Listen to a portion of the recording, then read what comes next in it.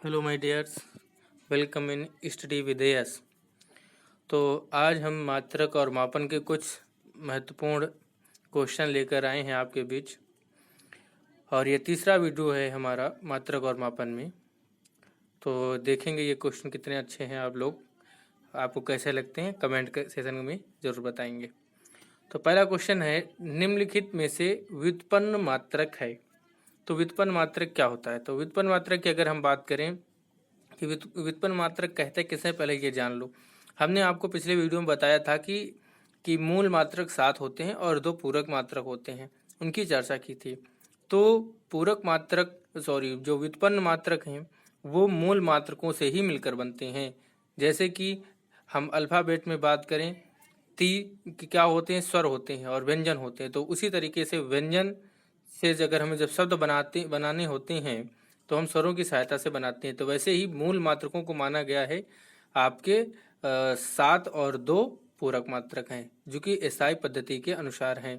तो और जितने भी मात्रक बन के आए हैं वो सब इन्हीं से मिल करके बने हैं। जैसे कि हम बात करें क्षेत्रफल की, तो क्षेत्रफल का मात्रक मीटर स्क्वायर होता है, और क्षेत्रफल का सूत्र क्या होता है, लंबाई गुणे चौड़ाई।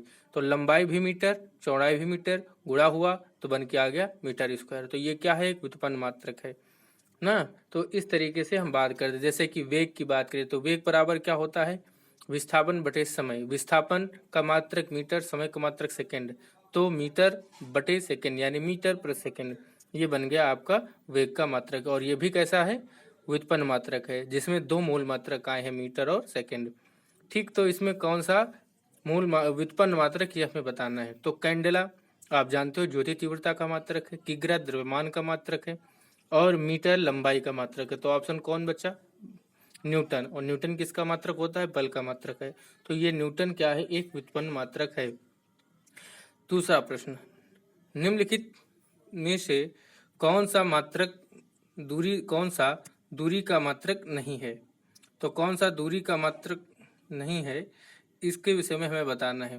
तो दूरी का मात्रक कौन सा नहीं है, एंगस्ट्रॉम पहला ऑप्शन ए, बी ऑप्शन है आपका फर्मी, सी ऑप्शन है आपका बार्न, और डी ऑप्शन आपका है पार्सिक।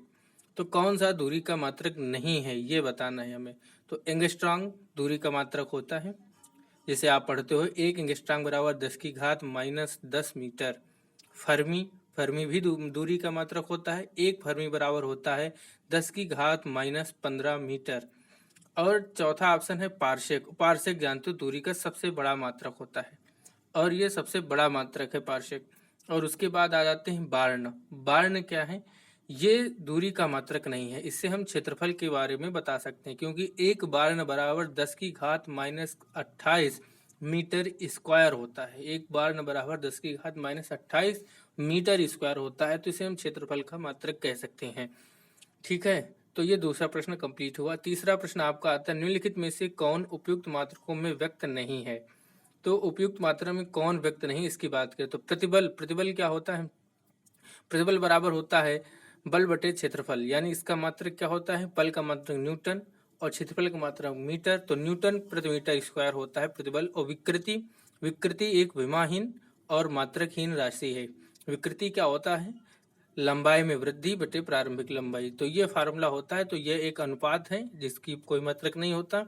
तो बचा किसका सिर्फ मात्रक, प्रतिबल का। तो प्रतिबल का मात्रक क्या होता है, न्यूटन प्रति मीटर स्क्वायर। तो ये सही है पहला ऑप्शन। दूसरा है दाब।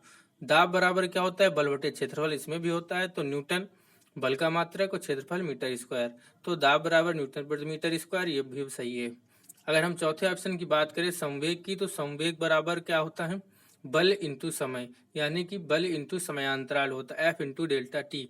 तो एफ का मात्रक न्यूटन और समय का मात्रक सेकेंड, तो न्यूटन इंटू सेकेंड है। तो ये भी सही है। तो बचा कौन, डी ऑप्शन ऊर्जा।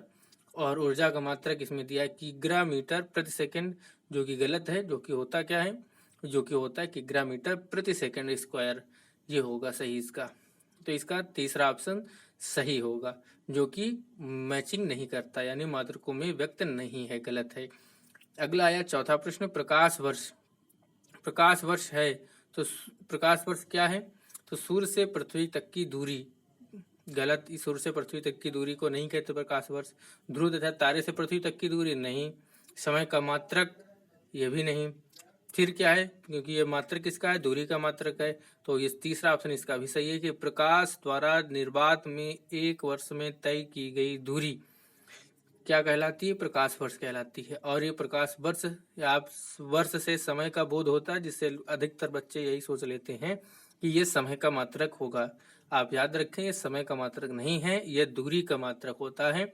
वो कैसे, परिभाषा में समझ लीजिए कि प्रकाश द्वारा निर्वात में चली गई दूरी। ठीक, तो ये हो गया एक वर्ष में जितनी दूरी चलता है, इसीलिए ये दूरी का मात्रक है। निम्नलिखित में से समय का मात्रक है, समय का मात्रक कौन है, पारसेक, प्रकाश वर्ष, माइक्रोन या सेकंड। तो ये तो बहुत इजी प्रश्न है, सेकंड समय का मात्रक है, सीधा सीधा समझ में आ रहा है, तो डी ऑप्शन इसका सही है। और बाकी पारसेक, प्रकाश वर्ष, माइक्रोन ये सब दूरी के मात्रक हैं तीनों। निम्नलिखित में से कौन सा एसआई मात्रक नहीं है, एम्पियर, जानते हो विद्युत धारा का मात्रक एम्पियर आता है। बी कैंडला, कैंडला भी ज्योति तीव्रता का मात्रक है। और न्यूटन बल का मात्रक है। और डी केल्विन ताप का मात्रक। तो ये देखो केल्विन है, कैंडला है और एम्पियर, ये सब मूल मात्रकों के अंतर्गत आते हैं। बचा कौन, न्यूटन, तो न्यूटन यहाँ पर ऑप्शन आपका गलत होगा। ठीक है, तो ये आपका सॉरी गलत नहीं होगा, ये सही हो जाएगा प्रश्न के हिसाब से। एक प्रकाश वर्ष दूरी बराबर है, तो कितनी दूरी के बराबर है, तो एक वर्ष में चली गई दूरी होती है निर्वात में। तो प्रकाश की चाल निर्वात में 3 × 10⁸ मीटर पर सेकंड होती है। अगर आपको कैलकुलेशन करके निकालना है तो निकाल सकते हैं। तो एक वर्ष में 365 दिन, 365 इंटू एक दिन में 24 घंटे इंटू 24 हो जाएगा। फिर एक दिन में कितने घंटे होगा, 24 घंटे, और 24 घंटे में एक घंटे में फिर 60 मिनट, तो गुणे 60 कर देंगे। फिर एक मिनट में 60 सेकेंड, तो गुणे 60 कर देंगे।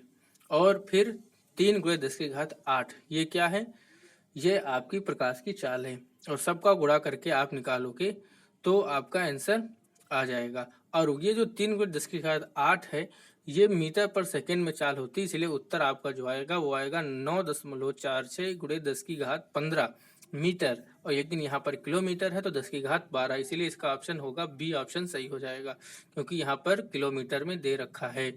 तो बी ऑप्शन इसका सही है।